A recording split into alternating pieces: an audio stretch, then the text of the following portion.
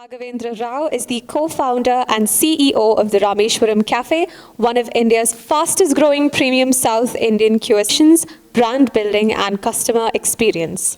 Mr. Shakir Haq is a seasoned entrepreneur and CEO of NKP Empire Ventures Private Limited with over 16 years of leadership experience in the hospitality and food industry. Mr. Ashish Tulsian is the co-founder and CEO of RestroWorks, a leading restaurant technology platform powering over 25,000 restaurants globally. Post-pandemic, have you seen a change in dining behavior, Raghav? Are people eating out more or delivery is more? What do you say? Both the sector, people start loving each other. People started, cooking food, celebrate their life. The people have realized value of time, value of relationship, and money is not anymore now. People doesn't think spending now. If you see earlier, the spending capacity and now after post-COVID, it's completely a drastic change.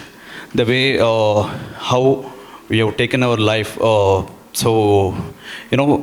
the span we have, the short moment in this globe, everybody wants to enjoy now, live the life to the core. And I'm happy that, I'm sharing dayas with such a dignitaries and, with you all. And really, as you said, post-COVID, there's a drastic change. Yeah, so we see more people dining out as compared to delivery is also happening, but we see dining out is happening more. Is happening more. And especially the segment you belong to is very comforting, where more number of people seeing going out. And the food also, the dosa eaten there and packed has a different taste. True. Yeah, so it's about the food taste experience also, which happens best when you're dining in. Yeah. Shakir, Empire has always been all about volume and value. With rising input cost from chicken to onions, how do you manage price points while managing taste and portion size? I think, Ranjana, see, it's a very large subject for us to discuss. But to put it in brief, for us, what we've understood is, in terms of the menu innovation or changes, it is rather very minimalistic. Since we are a daily habitual brand and we are known for those few dishes that are there on the menu, we've worked extensively to the detail by involving a lot of art and science. Food is all about art and science. And with our Center of Excellence today, where it's one unit having 9 different factory units with it. So from butchery to our veg, to the curry bases, even the dough balls for that matter. So all of this is more or less being produced in a very controlled environment. When I say controlled, to an extent, we are also controlling the cost, where the procurement is done with the most stringent norms to the best of vendors, where they go through a very rigorous evaluation method. And post that, even the rejections are very, very strong. Now with that, our price points are more or less for a longer periods of time, where we look at commodities which are primary, which are large volumes. So that we end up signing off at least for 6 months or 1 year. Then there are many other volatile products like oil or gas. Now these things, which is beyond our control, we try to keep some kind of a tolerance when we do our menu costing. And this is because of volatility within the market. And in our field, I think we can never stick to standard costing, because everything that is raw, that is bought, keeps changing its character, price points keep changing. So a standard costing is rather difficult. But with everything being traced from our procurement till consumption, is helping us with a lot of data that comes in. Where are we losing exactly? Now in terms of wastages, we are able to measure our wastages, which proudly we can say somewhere between 2 to 3%. Now, how is that happening? Because everything is portion controlled. So the cost is at the first point of entry where it is managed, that is our procurement. So from there until the consumption part where everything is traced, we are able to keep some kind of a balance. So, the cost month on month more or less remains within a 2 to 3% of tolerance. So it is something that we have taken time to understand, the right kind of formulations, the right kind of science that is utilized there, and at the same time ensure consistencies wherein the IPs are very much protected. So what I get it is, SOPs are important, recipes are important, so you can't take it lightly. Then once we have that, we are trying very hard to control the food cost, which is, I think, is a pain point of all food entrepreneurs. And though I'm in a different segment altogether, I'm also continuously, harping over it, talk to my chef that bring the food costs down. So to do that, we have software, So Ashish comes in the picture, Tell me, how are you helping us out, What is the good thing you have done for entrepreneurs so they manage their food cost? I think I'll first tell you that software is not magic. Yeah. It is garbage in, garbage out. So software is more like an amplifier. If the song is poor, it doesn't help. It is only going to amplify the song. That said, I think where food entrepreneurs are struggling, I'll just give a caveat to that. I think restaurant industry historically, and that history is not that old, it's barely 7-8 years old, was a high margin, high gross margin, high net margin industry. The cost of capital was very, very low. You were not supposed to stock, worth crores for a month. You can buy every day in credit, sell every day in cash. Your float becomes your financing machine.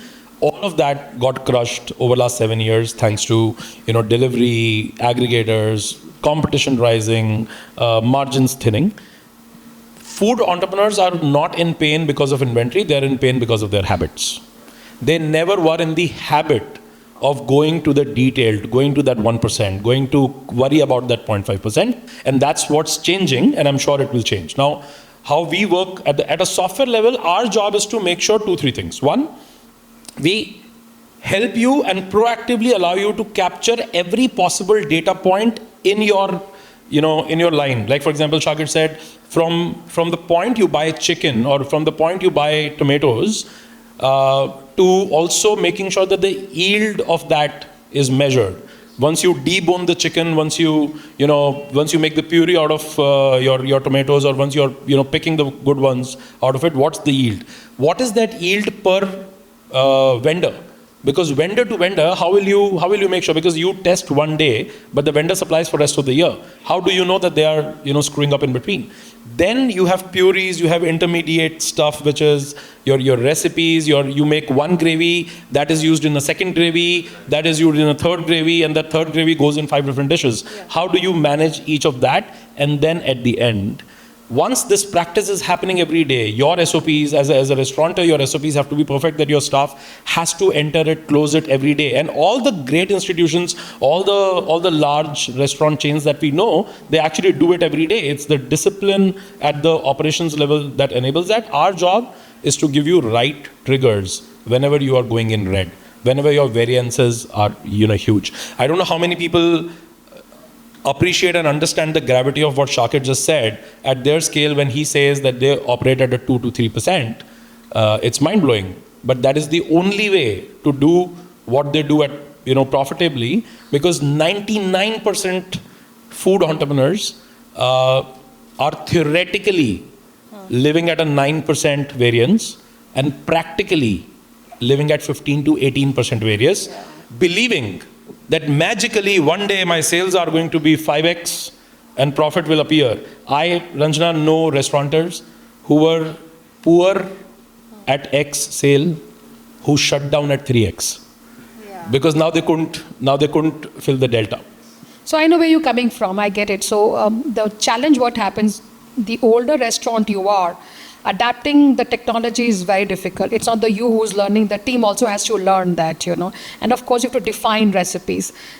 If we don't do that, the failure rate, what we talk about, data says that 70% restaurants fail in first 3 months and 6 months of time, will only change if we understand the science behind what you're offering it to us. If we don't do that, I'm sure shutter downs very quickly. But I'll just add to that, and that does not, that's just honest. Yeah. Fact is that it's not that your team has to change, their habits to use technology.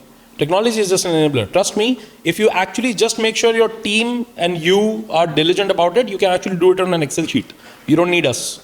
But it becomes easy. That's the thing. You are offering us at scale. Easy resource. You need us at scale. Yes, but if I know restaurateurs at a single store level who are diligent, have killed it with an Excel sheet.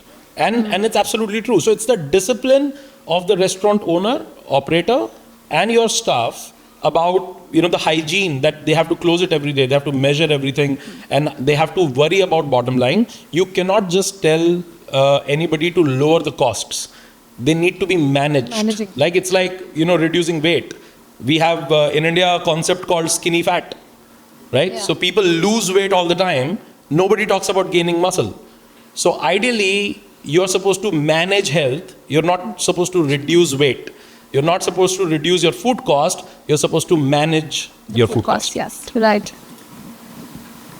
So Shakir, with so many daily orders, how do you maintain kitchen efficiency, hygiene and consistency? It's like real pain points for me also as business. And plus you have very large numbers. Was it more difficult for you? Ranjana, see, like he was saying, having the right kind of systems and process and having an in-depth understanding of what you really do. So you will have to define everything at the most, the bottom level to start with. When you talk about hygiene, though I am a firm believer that, committees and verticals don't work, but for our industry, we need a certain level of auditing that happens on a daily basis. So, see, it starts from training. The training is spread across various verticals. Now, if you are in the hygiene department, you're trained in the hygiene department. Now, we even have your FOSTAC and various other certifications that come along with it. So, even taking from hygiene to even kitchen governance. So, we have a team that manages kitchen governance. So when I say kitchen governance, who is heading the kitchen governance? I do not have professionals who are coming with degrees, no. It is one Joy Etta who's there, who's been with me for the last 32 years. And he understands governance like nobody else. So culture plays an important role here as well. Then the new employee walks in, he might be coming from a very different background to what we are doing, and a very different culture to what we are doing. How does he come and get incorporated, get aligned and become a part of our culture system and our to achieve the same objective? That happens with the people factory management that we do. In a way, a lot is done using a lot of emotions and sentiments also. So process, yes. Systematic change. Over time, each time that we have to bring about a change, that was very difficult. Like I think in the morning when Jangan also spoke, the change management is a tough job. Yeah. But once they understand the value that we derive out of it, it is something that we have to put in a lot of effort to make them understand. And certain principles that we work with is the 3P principle. So we go from people, process, and product.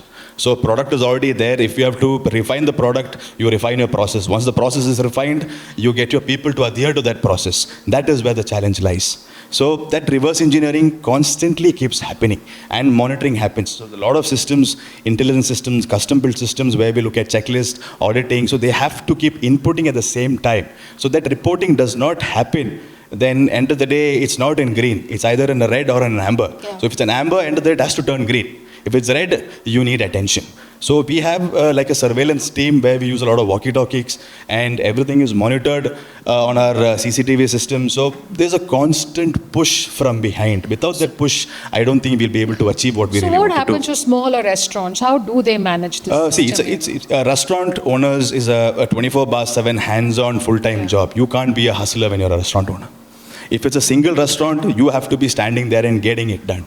That's how all of us grew up, right? My grandfather, my father, even myself, I was told to manage one restaurant from start. I still remember 2009 when I started. The first day, my security was slapped by a neighbor. The fourth day, I was sitting in the station for some complaint. So we went through all of that grind, and you have to be hands-on for us to understand. So over time, we had the privilege to understand things, trial and error, probably lose a bit. So we built on our resources to achieve that kind of an outcome. I think one thing that I'll add, yeah. I'll just do a plus one is I think it's not only about hygiene in the kitchen. I think in general in business, my learning and experience has been anything that you want to continue and improve, it has to be audited. I think auditing is the operating word, at least in my life, for literally everything and anything that we do, because it is one thing to recruit people, it's other thing to make a process.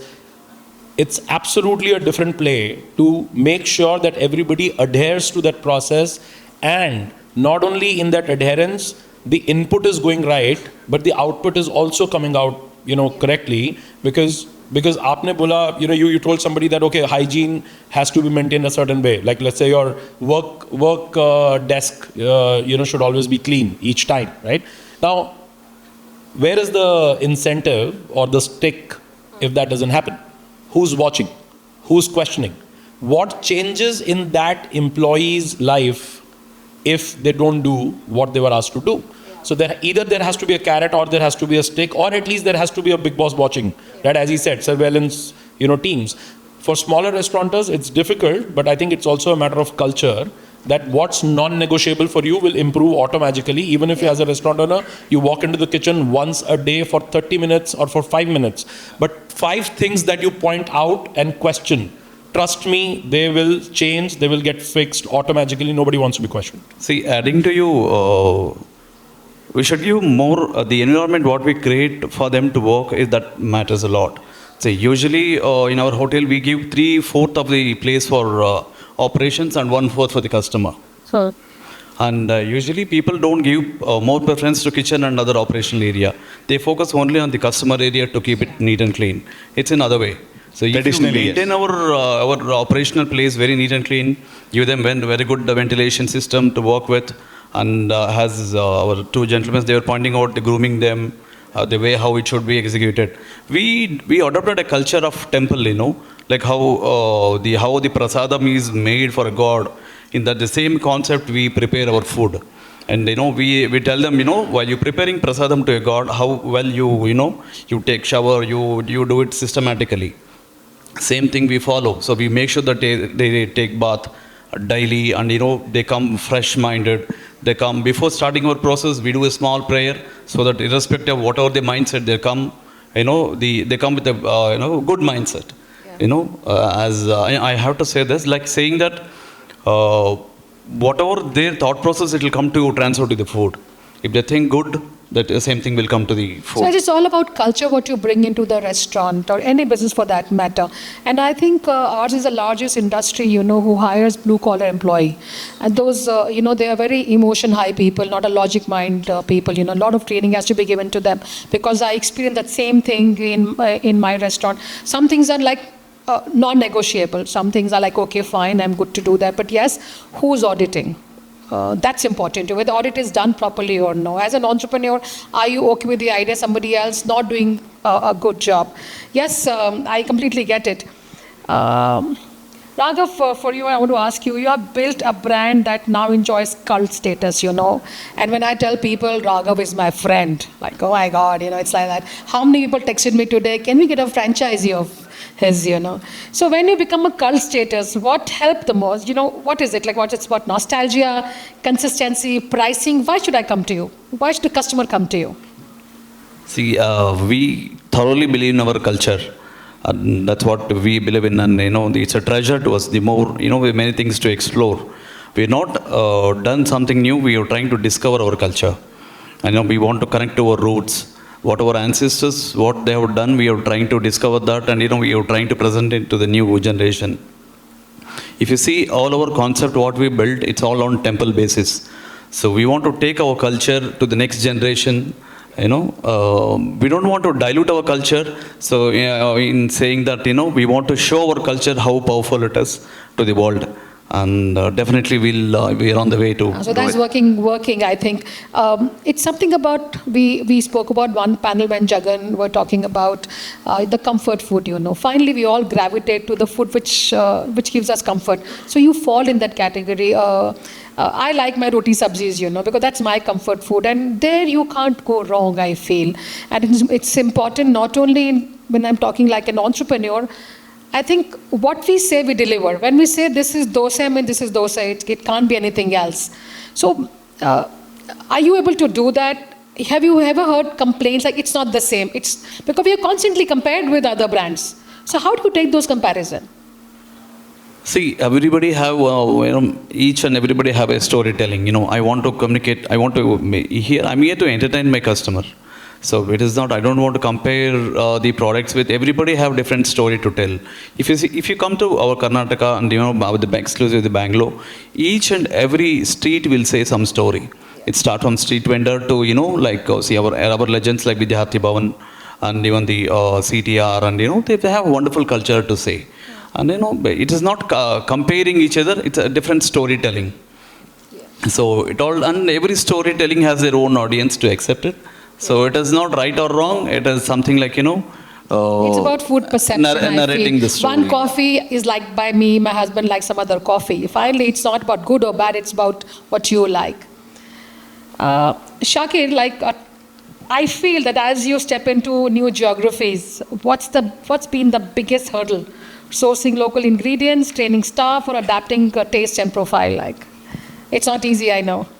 New geographies, I think we've predominantly been in Karnataka. So we are opening an outlet, the first Tamil Nadu outlet in Shoolagiri, day after tomorrow. I think for us, we've understood demand, and data is king, data is gold. Today with data, we are able to understand what is the kind of heat that is available across geographies, and why would we choose Shoolagiri as the first outlet in Tamil Nadu, probably why not a Chennai or a Coimbatore? Because again, like you said, supply chain issues, logistics, interstate, GST issues. So all of these are challenges which we are facing. Now, when we are a 5% GST compliant where input credit is not allowed. Now, for me, we can't do an interstate, consumption within. So we can't do a stock transfer. It has to be a sale from this state to another. So that involves a GST aspect, which I was talking to one gentleman, who's a great person doing a lot of, food products across. So he was giving me a lot of advice. And I was like, okay, we'll have to work things around. So for us, it is the first time that we're entering a new geography. It is going to be challenging. But why did we choose Tamil Nadu to start with, and Shoolagiri? Because the eating culture and is very strong in Tamil Nadu, like in Bangalore or like in Kerala. People are embracing newer concepts, newer tastes. The palates are changing. And we've always known to be a daily habitual brand. And it's something like, it's a second home. So we do not serve food which is very experiential, but rather fulfilling and satisfying. So that way, I think wherever we feel we can be a great fit, I think we will approach those geographies, yes. Yeah, I know, and I feel that now the state lines are also blurring. Social media has changed the eating habit of ours. Exposure is there. People want to try new food. And so I think in a way it's good. Yes, challenge is going to be there for all of us. But if scale is not, then why are we entrepreneurs then? Exactly. Ashish, are you seeing seeing brands explore newer revenue stream like cloud kitchen, frozen food, kiosk models? What are some scalable tech-enabled formats for tier 2 and tier 3 cities? So I'll give you a couple nuggets, and it's not only happening in India. I think post-COVID, one of the most beautiful, we have customers in 52 countries, and from that lens, we are able to actually see a very global trend. We are able to see what's happening here and what's happening, differently on the other side. I can tell you that consistently post-COVID, that gap has reduced almost to a point that I see today that almost entire world is going through the same problem and the same opportunity. On that front, I think one thing that I've seen is that deliveries have stuck in volumes, even to the formats which were originally non-delivery. And you started that question, early on. I feel that as a trend, any brand that is thinking about themselves as a delivery first while being dining is a great idea. And by that, what I mean is most of the restaurants either start as delivery first, and for them, dining is like a side gig. Yeah. Or they start with dining first, and delivery becomes a side gig. My experience is that people who gave equal value to both in terms of focus, maybe somebody else running it inside, a different person running it, has really prospered. And delivery volumes that people thought were there only because of COVID and a little bit post-COVID have stuck, while dining has also increased. So technically, brands have doubled or in some cases tripled their revenue. Margins have, thinned because of, other factors. Tier 2, tier 3, I think cloud kitchen to me is an absolute no-go if you're only trying to do cloud kitchen. If you're only trying to do cloud kitchen, you cannot make money in 200 years. It's not possible. Math doesn't add up. True, absolutely. Right? But cloud kitchen is a great tool to bring your food to the areas where your dine-in cafe is not there.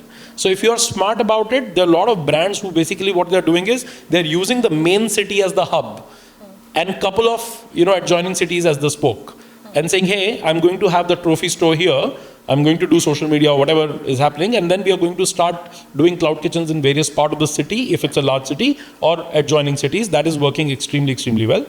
Second, I was telling somebody today, to my surprise, what is happening in tier 2, tier 3, tier 4 India is great. So instead of telling you about a tech-enabled trend, I can tell you that tier 2, tier 3, tier 4 are spending on dine-in very differently than what they were doing 5, 6, 7, 8 years back, leave alone a decade. And I was talking to a coffee chain, recently, and I was quite surprised when they said we have 500 stores. I did not know that. In fact, if somebody had asked me how many stores they must be having, my best guess would have been 100. So I was wrong by a factor of 5. Yeah. I asked them that where are most of your stores? Because I can clearly see that they're not in major metros, and these are like large format cafes. The guy said we have 10 stores in Patna. And these 10 stores at an average daily sale are doing better than Delhi.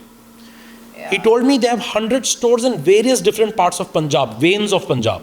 And he talked about certain places, Faisala and Moga, which I didn't even know existed. Right? So I think tier 2, tier 3, tier 4 is an audience that is growing up on internet. They're not growing in cities and countries anymore. They want the same exposure. They are ready to pick and spend money on the same experiences which they see on Instagram. So if they see an Instagram, of an experience in Bangalore or Delhi, and if they can find it in a tier 2, they will immediately lap it up. Yeah. I think frozen food is the last point on this. It's a great category. I believe that many restaurant brands who have already built a brand and who are not looking at FMCG or some sort of frozen, ready to eat, heat and eat sort of, food, are actually losing on like a very, very big opportunity. People should look at Haldirams and Bikaji and Bikaner literally as like a, MTR, and, there are so many role models in India. I think they should look at them. They should not look at them as just retail FMCG, but it is a third front. Dining, delivery, FMCG. 3 different battles require 3 different, captains. I'll take just 5 minutes more, Pradeep, please. There are, questions can go on, it's one day will not be enough. But yes, at the same time, I feel these 3 people are there, they're doing fantastically well in their own space. We'll take just 3 questions, honestly, just 3 questions because we don't have time.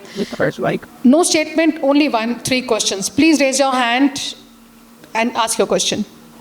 Please. Yes, go ahead. My name is Bhamai Rudeshi. Yeah.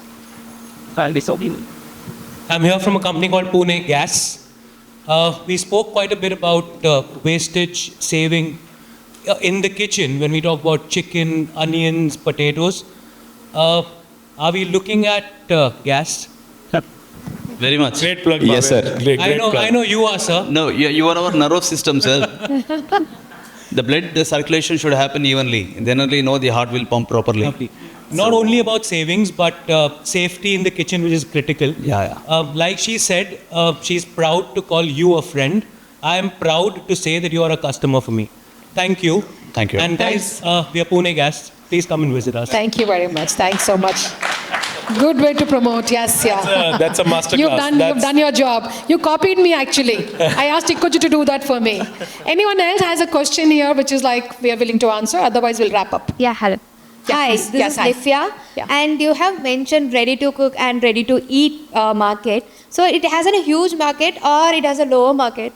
I think Market potential. it's still in its infancy in India. People are yet to accept that. But eventually, with the kind of lifestyles that we are leading today and the following generations, it will get there. India is going to be a huge market for a ready-to-use or a ready-to-cook or ready-to-eat. Yes, indeed. Okay. And I think I only just said that if you're, especially coming from the restaurant side, you should have a brand first, and then that's a great channel. Okay. If you're trying to build that as a brand alone, you can still do that as a business. Okay. But then you're competing with much larger players in your space. Your restaurant brand being leveraged to sell your ready-to-eat or heat-and-eat products, I find is a great avenue. Yeah, I'm from Bad. This is finally secure. Thank you. Thank you. So, okay, last question, please, quickly. Thank you. Now you say that writing and rhetoric is a very important role, but then I started to start Q1. Looking up at the Swiggy and the Zomato percentages, I don't know how to even manage their stuff and how do you people tap in? So there's one panel. You can ask him directly. We have somebody from Swiggy here. Where is he? He's hiding. He's there. You can catch hold of him. You can catch hold of him, yes. All your answers will be there. So All your margins are stuck here. So I'll quickly wrap up the whole thing. So what I say on behalf of them as restaurateur, there are opportunities galore. Bring in systems, bring in recipes, willing to work 365 days with passion, sustain there, reinvent, renovate. I don't know what all words I can say, but that's the only key to success in a food business, I must say that. Thank you very much, Ashish. Thank you very much. Thank you so much. Thank you so much. Thank you, Ranjana. Thank you. Pleasure talking to you. Thank you so much, Thank you. Ranjana and team. May I request Jacob from TiE Kerala, the president of TiE Kerala, to step onto the stage to hand over a token of our love to all the panelists. While they're doing that, let me remind all of us of a very fond childhood memory. Whenever someone went abroad, foreign, what was the one thing you always wanted them to get? Or what was the one thing they always got? Chocolate, absolutely right. From a country that yearned for chocolate to come from outside, for your uncle and rich auntie to get it from abroad, we have come to a country that now exports some of the best chocolates in the world.